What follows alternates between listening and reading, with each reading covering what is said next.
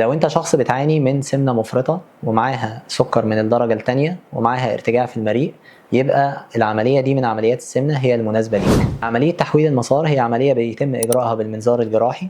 بيتم عمل جيب صغير من المعدة وبيتم توصيله على جزء من الأمعاء. الهدف من العملية إن إحنا بنحاول نقلل كمية الأكل اللي الشخص بياكلها، وفي نفس الوقت بنقلل من كمية الامتصاص الخاصة بالأكل ده، وبالتالي النتيجة إن إحنا عندنا الجسم بيبدأ يحرق من المخزون اللي موجود عنده، وبالتالي بيبدأ الشخص يفقد في الوزن على مدار مدة قد تصل إلى سنة أو سنة ونص، إلى أن يصل إلى وزن مناسب ليه إن شاء الله. وطبعا هي عملية تحويل المسار هي عملية تكاد تكون هي العملية الأولى على مستوى العالم في عمليات السمنة، سواء كانت على مستوى نزول الوزن أو على مستوى المينتننس للنزول ده. قد يكون عند البعض تخوف من اسم أو كلمة تحويل مسار، ولكن في النهاية هي عملية آمنة بيتم إجراءها باتباع المعايير الدولية للعملية،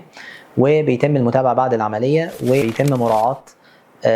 كل الاحتياطات اللازمة لإجراء النوع ده من العمليات. طبعا بالنسبة للأشخاص اللي بيعانوا من النوع الثاني من مرض السكر ومعاه سمنة مفرطة، الميزة في عملية تحويل المسار، وإن كانت الميزة دي قد تكون موجودة برضو مع عمليات التكميم في الدراسات الأخيرة، ولكن اتضح ان العمليه دي بتساعد جدا على نزول نسبه السكر في الدم. وبالنسبه طبعا للافراد اللي بيعانوا من ارتجاع في المريء، دول بيكونوا مش مناسب ليهم اجراء عمليه تكميم المعده، وبتكون العمليه الافضل هي الرو ان واي جاستريك باي باس او عمليه تحويل المسار الكلاسيكي.